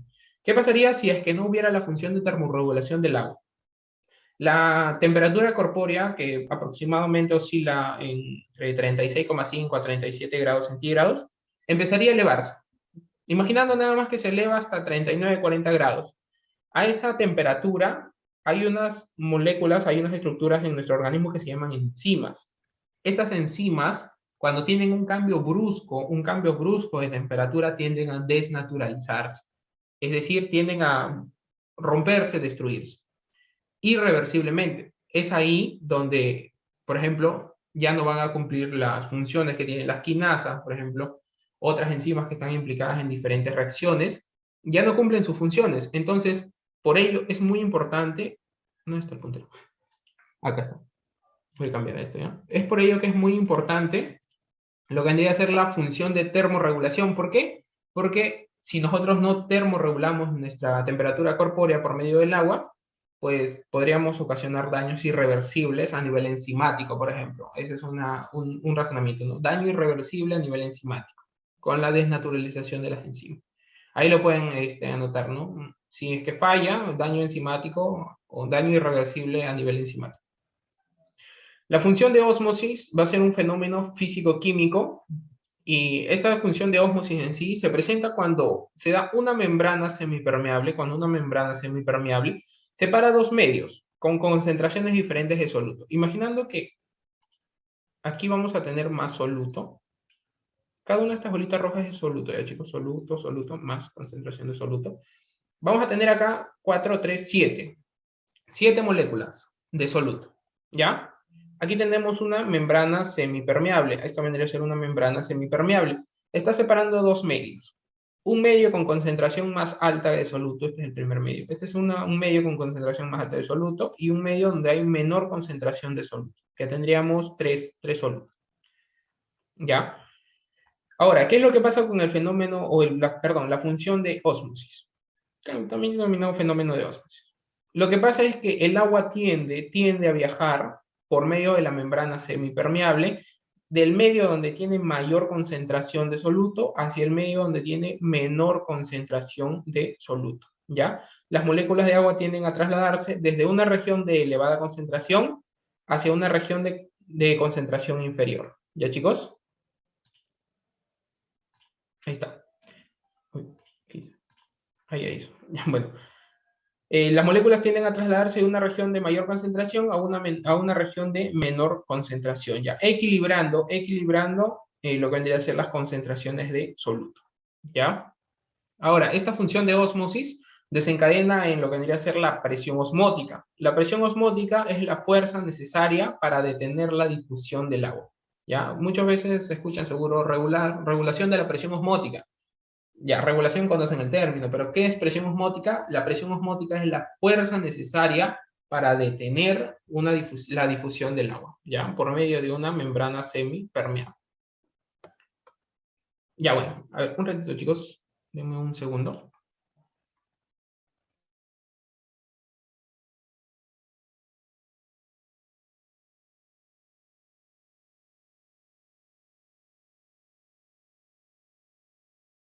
Ya, ahora sí. Disculpen, estoy un poco mal con la garganta. Ahora vamos a ver, ya para culminar esta parte, vamos a ver las propiedades principales del agua. De ahí vamos a ver un poco de las funciones biológicas y faltarían unas 3 diapos más nada más de pH, ¿ya, chicos? Las propiedades principales que tiene el agua, les he puesto 7. Elevado calor específico entre ellas y la elevada tensión superficial que tiene. El elevado calor específico, el calor específico es la cantidad de calor que debe absorberse o perderse para que 1 gramo de esta sustancia cambie su temperatura en 1 grado centígrado, ¿ya? Es decir, la cantidad de calor que se debe perder o que tiene que absorber un cuerpo para que 1 gramo de su sustancia cambie su temperatura en 1 grado, ¿ya? Y una propiedad principal de estas dos, y de hecho creo que una de las más principales, es la elevada tensión superficial que tiene. En el caso del agua aquí, bueno, a manera de datos, su calor específico es de una caloría por gramo por, una caloría entre gramo por centímetro, por grado centígrado, perdón. A ver, aquí les voy a poner. Es una caloría. Creo que sí lo han anotado en lo que llegan a ser sus características que lo he puesto antes. Así ya. 1 caloría por gramo por centímetro, por centígrado, por grado centígrado, perdón. Y bueno, aquí lo que vendría a ser la elevada tensión superficial. La tensión superficial, el agua se mantiene unida entre sí por sus fuerzas intermoleculares. Como ya lo he mencionado, la unión de muchos enlaces o la unión de muchos puentes de hidrógeno van a formar o van a conformar lo que vendría a ser las fuerzas, una fuerza muy, muy fuerte entre todas las moléculas de agua. Como ya les he mencionado, la molécula de agua tiende a formar, ¿cuántos? 4 enlaces o 4 puentes de hidrógeno, ¿ya? Y pueden interactuar con otros cuerpos diferentes. Eso de aquí es algo gracioso, porque cuando menciona puede interactuar con otros cuerpos diferentes, es la razón de la cual, por la cual dicen, ¿no?, que el agua moja. ¿Por qué? Porque el agua moja, ¿por qué? Porque su elevada tensión superficial le permite interactuar con otros cuerpos diferentes, ¿ya? Le permite interactuar con otros cuerpos diferentes. Aquí en un zoom más amplio, vamos a tener las fuerzas intermoleculares, las fuerzas intermoleculares de una molécula de agua se van a hacer mucho mayores en lo que vendría a ser la superficie, es decir, van a estar más cohesionadas en lo que vendría a ser en la superficie, a diferencia de en lo más profundo, ¿no? En lo más profundo vemos que las fuerzas intermoleculares se encuentran más libres, ¿no? Más expandidas. Otras dos propiedades muy importantes que vamos a tener es la capilaridad y la elevada constante dieléctrica. La capilaridad es definida como la capacidad del agua para poder ascender a través de los conductos con diámetros pequeños, denominados tubos capilares. Ya, esta capilaridad va a estar dada también por la adhesión y la cohesión. Ya, la adhesión y la cohesión. Vamos a ver que todas las moléculas de agua unidas por enlaces de hidrógeno van a estar permitiendo que, por medio de su adhesión, van a estar permitiendo que van a unirse o van a ascender por lo que vendrían a ser los tubos capilares, ¿ya? Los tubos capilares. Aquí están las fuerzas de cohesión y las fuerzas de adhesión que les estoy mencionando. La elevada constante dieléctrica menciona que la propiedad que tiene, es la propiedad, perdón, que tiene un solvente, en este caso el agua, para separar iones con cargas opuestas. Esto ya lo hemos visto. La constante dieléctrica del agua es aproximadamente 78,5 a 25 grados centígrados. A 25 grados centígrados. Y lo que hace esta constante dieléctrica es que el solvente sea más polar. El solvente sea más polar. Ya, chicos, aquí por ejemplo vemos el cloruro de sodio. Gracias a la elevada constante dieléctrica que tiene, puede separar el agua iones con cargas opuestas. En este caso, cloruro, carga negativa, sodio, carga positiva. Ya lo hemos visto. Estas dos penúltimas ya propiedades, vamos a tener la elevada conductividad y la densidad, que esto aquí seguro que ya lo conocen casi todos. Aquí la elevada conductividad que tiene el agua, tanto la conductividad térmica como la conductividad de corriente eléctrica, vamos a tener que la elevada conductividad es la capacidad del agua para conducir una corriente eléctrica a través de los iones disueltos. Ya, chicos, a través de los iones disueltos, como por ejemplo, de igual forma en el caso del cloruro de sodio. A mayor conductividad, vamos a tener que mientras mayor conductividad tenga un líquido, mayor va a ser la concentración de iones que posea. Ya, aquí tenemos, por ejemplo, el agua. En el caso del líquido vamos a tener de 0,60 y en el caso del hielo vamos a tener de 2,50, ¿ya, chicos? Y bueno, aquí hay una comparación con otros materiales. Densidad, la máxima densidad que alcanza el agua es alcanzar a 4 grados centígrados, ¿ya? A 4 grados centígrados, ¿ya, chicos? En estado líquido, las moléculas de agua van a estar en movimiento. Sin embargo, en estado sólido, en el caso de lo que vendría a ser el hielo, va a ser comprometido la molécula de agua, pero va a ser comprometido a una reducción del movimiento molecular. Es decir, el movimiento que tengan las moléculas de agua va a ser menor que los que se encuentran en un estado líquido. Aquí, como vemos, este es un gráfico de densidad por temperatura, el gráfico de densidad por temperatura. Aquí la temperatura vemos que avanza de 0, 1, 2, 3. Cuando llega a 4 grados centígrados, vamos a ver que el agua alcanza su densidad en un pico máximo, ¿ya? En un pico máximo. Temperatura de 4 grados centígrados, el agua va a alcanzar su pico máximo de densidad, ¿ya? Es por ello que cuando ya llega a lo que vendría a ser a grados negativos, cuando ya se forma el hielo tiene menor densidad que el agua, es por ello que se menciona que el hielo va a flotar, ¿no? Mientras menor densidad tenga un material que otro, pues va a flotar en el solvente, ¿no? En este caso el agua va a tener mayor densidad aquí, a 4 grados, pues menor a ello se va a formar el hielo, pues también va a tener menor densidad, ¿ya? Es por ello que el hielo va a flotar encima del agua. Y por último, la propiedad de ionización. La propiedad de ionización se va a ver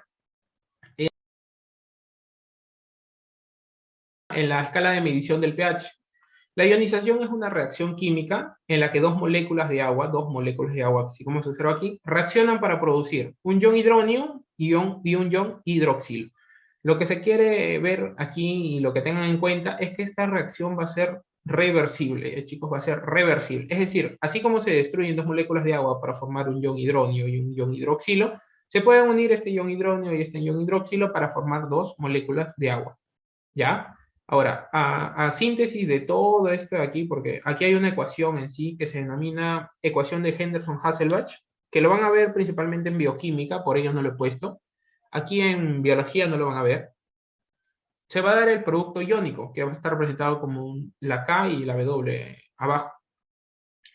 Y este producto iónico va a servir para la escala de medición del pH que vamos a estar viendo, ¿ya? Aquí pueden anotar lo más importante, escala de medición del pH, producto iónico, jalar una flecha y poner ecuación de Henderson-Hasselbalch, ¿ya? Ecuación de Henderson-Hasselbalch.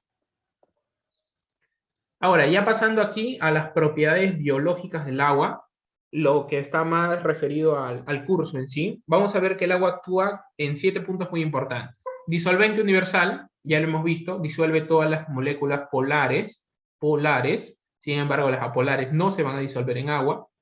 Función metabólica, o también la función donde se realizan las reacciones químicas, lugar donde se realizan las reacciones químicas. Función termorreguladora, ya hemos visto que tiene dos propiedades muy importantes en ella, alto calor específico o calor específico y calor de vaporización. ¿Ya? Función termorreguladora. Función de transporte, donde ya hemos visto que es en la sangre, donde más en lo que vendría a ser el sistema renal, ¿ya? Sistema renal, sangre. Aquí también implica lo que vendría a ser la propiedad de la capilaridad. Función lubricante, amortigua el roce entre órganos. También se ve en lo que vendría a ser las articulaciones. En las articulaciones hay un líquido que se denomina líquido sinovial, que también tiene alto porcentaje en agua. Ahí es donde va a estar actuando la propiedad del lubricante. Favorece la circulación y la turgencia también, y da flexibilidad y elasticidad a lo que vendría a ser los tejidos, ¿ya? Eso vendría a ser las propiedades biológicas del agua. Y la distribución que tiene el agua en el organismo, vamos a tener lo que vendría a ser la masa corporal del varón, vamos a tener mayor cantidad de agua, entre un 60% hasta un 65%. Y aquí en la mujer vamos a tener un 55% hasta un 60%. Puede variar en esos rangos, ¿ya chicos? Lo demás va a estar conformado por lo que vendría a ser los sólidos. Ahora, de esta parte de fluidos, 2/3 van a estar implicados en el fluido intracelular y 1/3 en el fluido extracelular. Ahora, de este fluido extracelular, se preguntarán primero, ¿fluido intracelular dónde vamos a encontrar? Su nombre lo dice, fluido intracelular. Toda la parte líquida que se encuentra dentro de las células, ¿ya chicos? Dentro de las células. Fuera de las células, 1/3 nada más. Aquí vamos a tener 40%, 20%. Este tercio va a ser el fluido extracelular. De todo esto, el 80% va a ser fluido intersticial, es decir, entre las células, y el 20% va a estar en el plasma. ¿Ya, chicos? Fluido intersticial entre las células forma parte del fluido extracelular, y el 20% de este fluido va a estar en el plasma. En unión, fluido extracelular, fluido intracelular van a estar conformando la parte líquida de la masa corporal independientemente del sexo, ¿no? Ya, chicos. Pasando ya con el tema de pH. ¿Alguna duda, alguna pregunta que tengan del tema de agua?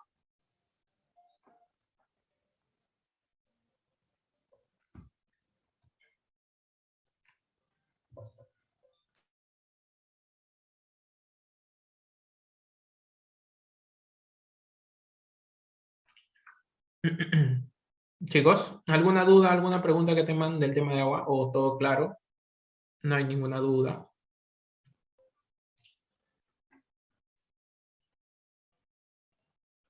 Todo claro, Mijail, ya, listo. Gladys, todo claro. Briana, todo claro. Ya, al parecer todo claro. Gracias, chicos, de verdad, los que están poniendo todo claro o los que participan. De verdad es un apoyo para nosotros porque nos hace sentir bien. Bueno, a manera personal a mí me hace sentir bien porque siento de verdad que están atendiendo, me siento de verdad que están escuchando, ¿no? Así que muchas gracias ya de antemano por su participación. Ya faltan 3 diapositivas más, si mal no recuerdo. Sí, 3 más y ya vamos a acabar con lo que vendría a ser el primer tema, ¿ya? Vamos a ver sobre el pH. El pH es definido matemáticamente como el logaritmo negativo de la concentración del ion hidrógeno. Ya, a ver, lo vamos a escribir acá. Logaritmo negativo, como uno lo dice, logaritmo negativo de la concentración de hidrógenos. Nos va a estar dando lo que vendría a ser el pH. Esta es una definición matemática. Ya, a definición biológica, por decirlo así, lo pueden anotar, no lo he puesto, va a ser la cantidad de iones hidrógeno, que va a poseer un determinado líquido. Cantidad de iones hidrógeno que va a poseer un determinado líquido.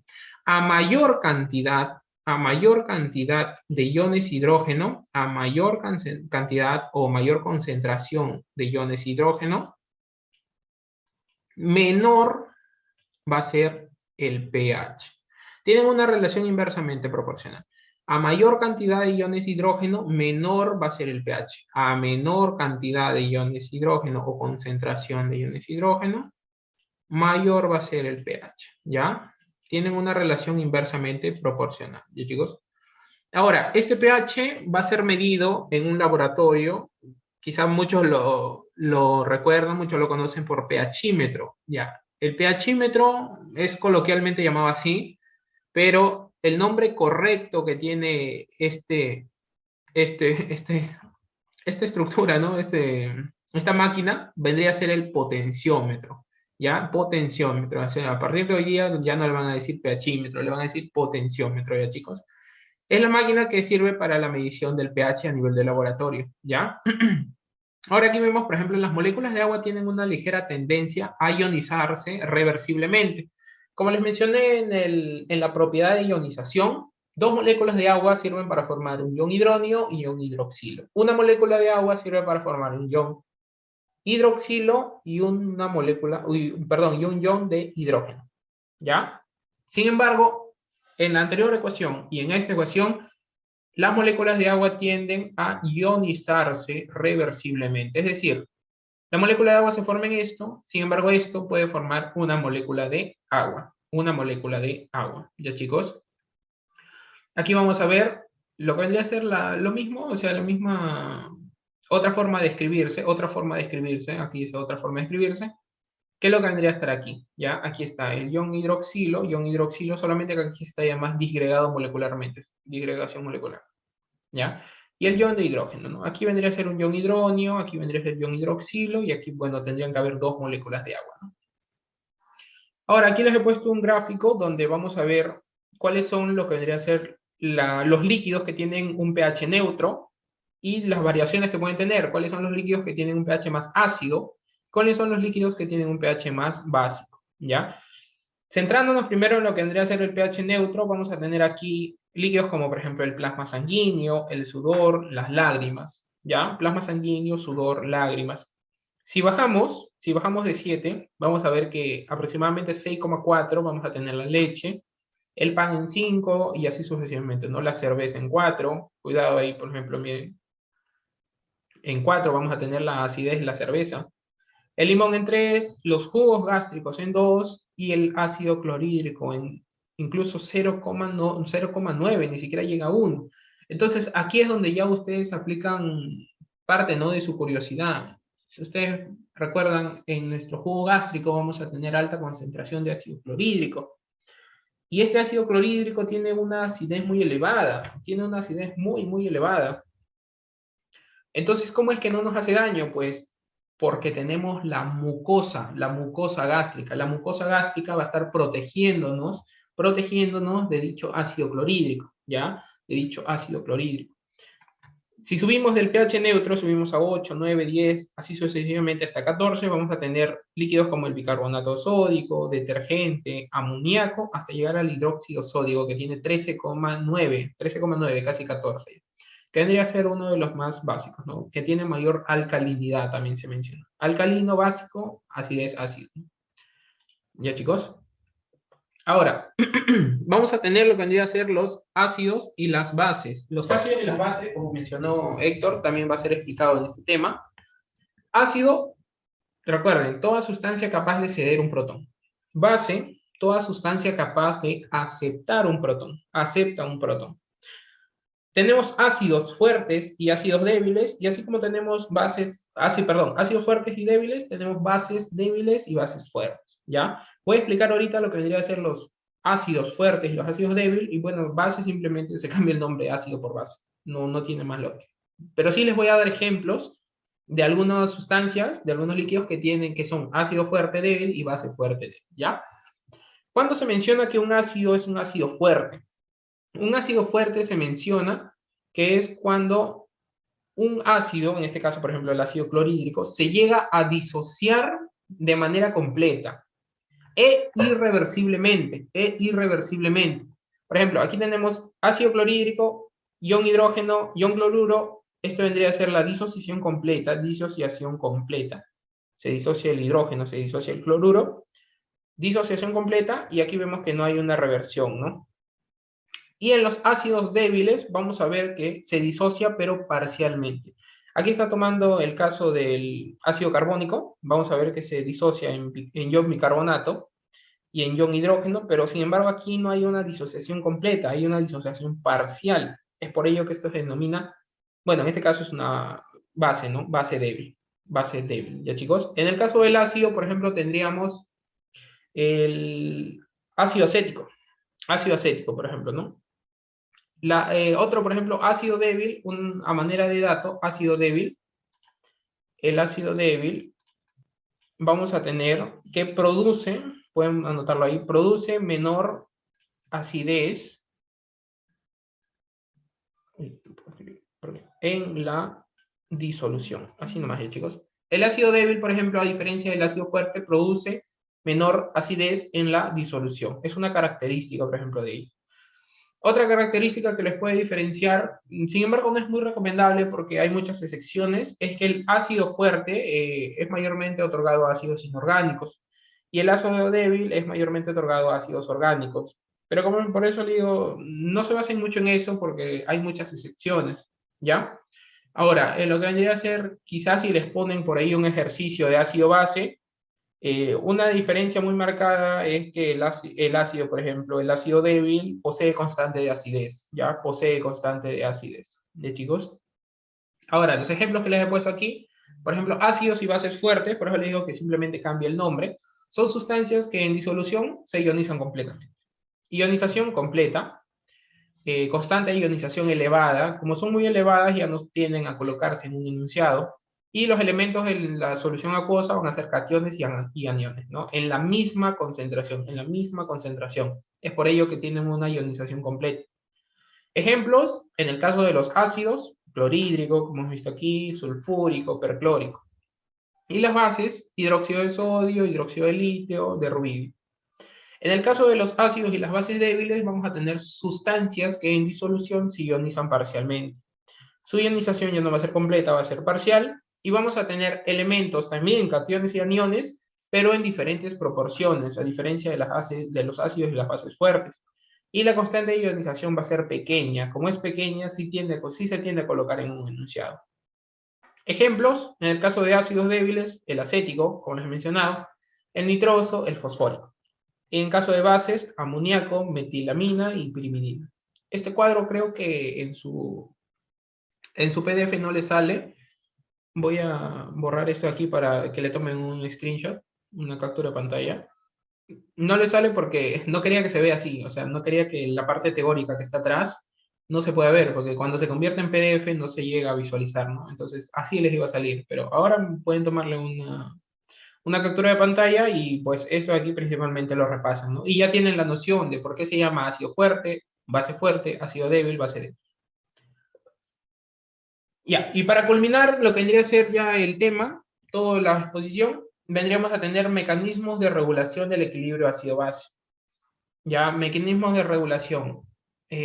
Por ejemplo, a nivel sanguíneo, el pH de la sangre va a ser aproximadamente 7,4, va a variar ligeramente. 7,3, 7,34, pero cuando varía de manera brusca, vamos a tener patologías, que vendría a ser acidosis metabólica, acidosis respiratoria, pero eso de ahí ya vendría a ser a tema clínico, ¿no? Vendría a ser un poquito más profundo, y lo van a ver, de hecho, y lo van a ver muy detallado en lo que vendría a ser el curso de bioquímica, ¿ya? Ahora, cuando hay estas variaciones, nuestro organismo sabe que está ocurriendo algo, entonces va a activar mecanismos de regulación del equilibrio ácido-base.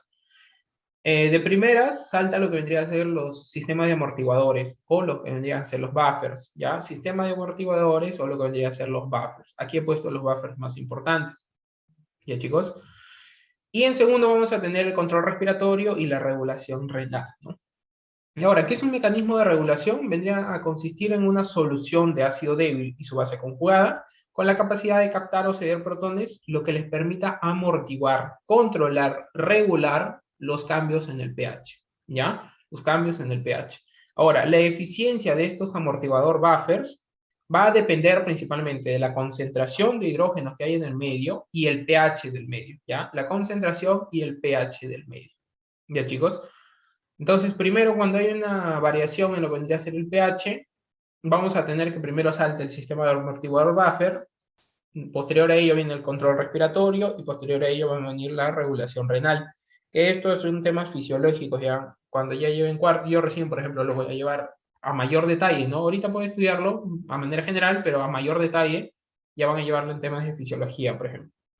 Ahora, ¿cuáles son estos sistemas amortiguadores buffers? Vamos a tener por este lado el sistema buffer proteína, hemoglobina y fosfato. Proteína, hemoglobina y fosfato. Estos vendrían a ser intracelulares. Y aquí tenemos el sistema buffer bicarbonato, ¿ya? Bicarbonato, que vendrían a ser extracelular. Extracelular. Es el único sistema amortiguador buffer extracelular. Ya, chicos, eso sería todo. Gracias por su atención. Ya faltando 8 minutos para que se cumplan las 2 horas. Si es que tienen alguna duda, alguna pregunta, algo que no haya quedado claro, pueden hacérmelo saber, chicos. Gustoso yo de ayudarlos con cualquier duda que tengan. Incluso de su propio ciclo. Si es que tienen alguna duda de su propio ciclo, de cómo es que se va a desarrollar, cómo se distribuye el curso. No hay ningún problema, me lo pueden hacer. Bibliografía, yo ahí lo he puesto. De todas maneras lo voy a volver a poner por si alguno se ha salido de la reunión o recién está entrando, o recién está entrando, no, sino que entró después de lo que vendría a ser la bibliografía. Para este tema de exposición usé el libro Harvey. Actualmente tiene el nombre de Denise Ferrier. Es una autora muy reconocida. El libro Gerald Carp, que lo usa mucho el doctor. El libro Robertis, que también lo usa mucho. Robertis Carp. El Leninger, que bueno, lo usé solamente para esta exposición y les vuelvo a recalcar, son libros algo complejos, así que úsenlo para algunos temas. Por ejemplo, otro tema que usé Leninger yo en mi ciclo fue chaperoninas. Yo de ahí saqué un gráfico de chaperoninas muy bonito, que me hizo entender la verdad chaperoninas. Otros también, por ejemplo, a ver, otro libro de biología muy importante. El Salazar, por ejemplo, también para su seminario les va a ayudar mucho, sobre todo cuando lleven seminarios de técnicas moleculares, el libro Salazar. ¿Qué más? El Paniagua, por ahí si es que tienen el PDF, pero Paniagua, sí, ajá. El Paniagua, pero principalmente el Robertis y el Carp, la verdad es que el doctor lo usa mucho, ambos, y les va a ayudar bastante. Los otros libros pueden ayudarse para que lo complementen en PDF, y de verdad también les va a ayudar bastante. Por ahí tengo, creo, algunos PDFs, me pueden escribir, o si es que ya lo tienen, aprovechalo bastante. Muy bien, José. A ver, los demás chicos, si tienen alguna duda, algo escriban en el chat, nos dicen. ¿Verdad? Felicitarte por tu exposición, estaba escuchándola. Y a ver si podemos resolver sus dudas, algo. Vamos a ver repasando, de atrás hacia adelante, a ver, una diapositiva pasa, ¿no? No se preocupen que es la primera clase, así que es algo tranquilo. Cada ponente tiene una metodología académica muy importante para ustedes. Y como se habrán dado cuenta, José les repite cada rato, le da tiempo a ustedes para que puedan escribirlo en las diapositivas, pensarlo, razonarlo. Y si tienen dudas o algo que repitan, ustedes lo colocan en el chat, no hay problema y lo repetimos, ¿ya? Entonces, por eso que nos gusta tener mucha calidad en el dictado de estas clases, ¿no? Muy bien lo ha dicho José, ¿no? Estos mecanismos de regulación de equilibrio ácido-base lo vas a ver en fisiología médica, ¿ya? Todos los estudiantes de ciencia de la salud, de medicina, enfermería, sobre todo, van a llevar fisiología médica, ¿ya? Entonces, deben aprender al menos cuáles son esos mecanismos de regulación, ¿no? Uno de ellos lo mencionó, sistema amortiguador o buffer, ¿no? Los buffer o amortiguadores van a tratar de controlar o regular sobre todo el cambio brusco de los pH, ¿no? De una solución, ¿no?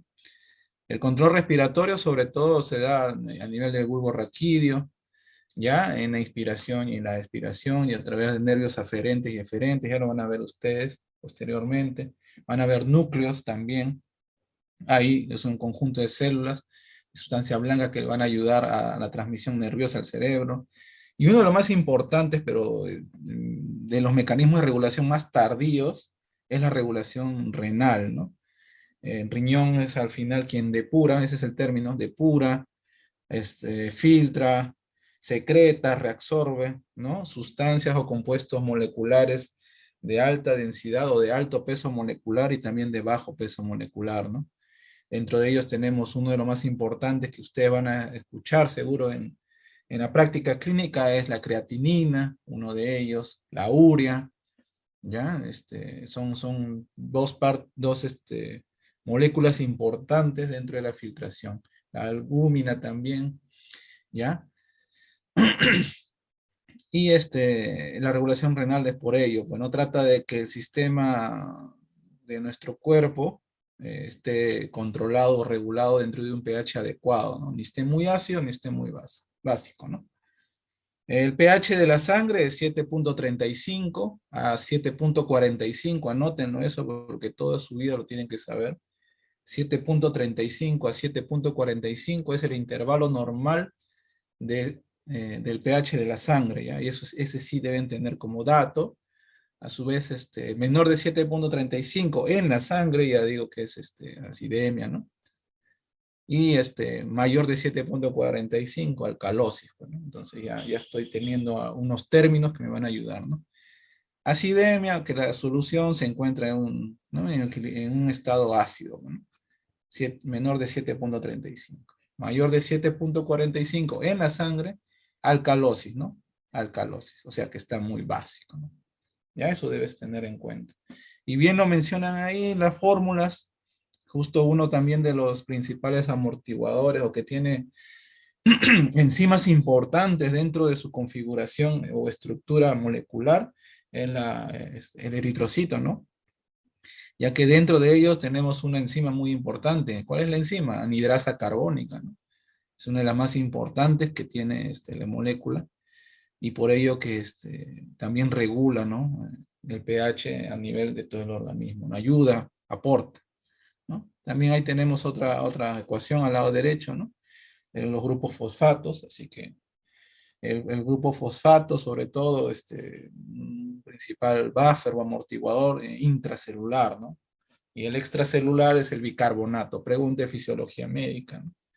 Ahí está anotando José seguro. Va a llevar fisiología, entonces ya él ya está listo. Entonces ahí vemos, ¿no? Cómo el pH va a estar dado dentro de las concentraciones. Este grafiquito es muy importante porque el pH va a estar directamente proporcional al bicarbonato, si tú te puedes dar cuenta, el pH, señalo ahí, pH directamente proporcional al bicarbonato e inversamente proporcional a la presión, ¿no? arterial de CO2, ¿no? Eso acuérdate para toda tu vida, porque yo les pregunto siempre a los chicos cuando estamos ahí rotando en el hospital, entonces, chicos, vamos a hacer análisis de gases arteriales. Enfermería y medicina hacen, ¿eh? En los análisis de gases arteriales o AGA, ¿ya? Y en el AGA vas a encontrar estos valores, pH, el bicarbonato, que está arribita, y el CO2, la PA, o sea, presión arterial de CO2. ¿Ya? Solo quiero que sepas al menos esos datos, de que si el pH sube, el bicarbonato sube, ¿ya? Y si el pH sube, el CO2 baja. Bueno, son inversamente proporcionales. Eso se va a dar en los equilibrios reguladores de buffer, ¿eh? Ya teniendo esa noción, ya puedes ir al menos, ya sabes, ¿no? Ahora, en casa vas a buscar qué se haga, ¿no? Análisis de gases arteriales, cuál es la técnica, en qué mano se da, ¿no? Cuando van a llevar anatomía, ¿no? En qué arteria se da, ¿no? Una de ellas es la arteria radial, por ejemplo, ¿no? ¿Y qué es lo que me permite evaluar el análisis de gases arteriales, ¿no? El estado de oxigenación del interior, ¿no? Del organismo, ¿no? Y para regular esos parámetros de pH, de bicarbonato, de presión arterial de CO2, está el riñón y los pulmones, ¿no? Los pulmones mediante la exhalación de CO2 y el riñón mediante la síntesis y también la depuración de bicarbonato, ¿no? ¿Ya chicos? Así. Eso, biología es así, ¿ah? Es tomar una diapositiva y recordarte y relacionarlo. O sea, José ahorita en biología sabe más que yo, ustedes ahorita van a saber más que yo en biología, pero lo que tú sabes de biología lo vas a relacionarlo posteriormente. ¿Ya? Entonces, él todavía no lo relaciona porque recién va a llevar los cursos, entonces ya va a llegar el momento donde lo va a relacionar y va a quedar muy bien ahí, ¿no? Entonces, eso se trata, ¿ya? No de que te aprendas todos los libros, ¿eh? Sino de que sepas por qué sucede esto, en dónde encuentro esto y qué es lo importante de ello, ¿no? La anterior diapositiva, a ver, del agua sobre todo, la fórmula, ajá, es así, ahí está esa, bueno, entonces, claro, abajo, ahí está esa. Ustedes deben saber, ¿no? Que muy bien explicado José, que en la distribución del agua va a ser diferente, no solo en el sexo, o sea, mujer y varón, sino también a través de las edades, ¿ya? Un feto va a tener mayor cantidad de agua, un recién nacido va a tener mayor cantidad de agua que nosotros, los adultos, o adolescentes, o jóvenes, ¿no? Entonces, es importante que sepan eso, ¿no? ¿Ya? Lo que se toma en cuenta para los exámenes nacionales de medicina o en promedio, porque muchos libros te van a hablar, ¿no? Algunos dicen la distribución del agua del 60%, otro del 70%, otro del 55%, ¿ya? Entonces, pero lo que se toma en cuenta como un promedio es que es el 60% del peso corporal. Entonces, tú en tu casa te vas a pesar, bueno, ¿cuánto pesas? Con esta pandemia creo que 70 kilos, ¿no? Estarás, bueno, 70, 75. Entonces, 70 kilos por 60%. Entonces, tú lo multiplicas y te sale 42 litros, ¿no? Esa es la cantidad de agua corporal total que tienes tú en tu cuerpo, ¿no? Entonces tú dices, ya, de esos 42 litros, el 40% es el líquido intracelular, bueno, el 40% es el líquido intracelular. Entonces yo multiplico 42 por 40% y me va a salir ahí, puedes hacerlo con calculadora. Luego el 20%, o sea, de ese 60%, el 40% es intracelular, o sea, está dentro de la célula, el líquido, y el 20% es extracelular. Ya entonces multiplico 42 litros que me habían salido, ¿no? De los 70 kilos que yo pesaba, por 20, ¿no? 20%. Y ahí me va a salir una cantidad en litros, ¿no? ¿Ya? Y luego de ello, de esa cantidad del líquido extracelular que me salió, vamos a hacer de ese nada más, ¿ya? O sea, sale 42 por 20%, ¿cuánto es? A ver, alguien que tenga calculadora ahí, ¿cuánto es? A ver. Un quinto sale 8,4. ¿Sí? ¿Estoy bien o estoy mal? No sé, ustedes díganme. 8,4 litros será por ahí, ¿no? De ese total que sale, el 15% es intersticial. Bueno, el 15% es intersticial, ¿no? Y el 5% es vascular, bueno, vascular, ¿no?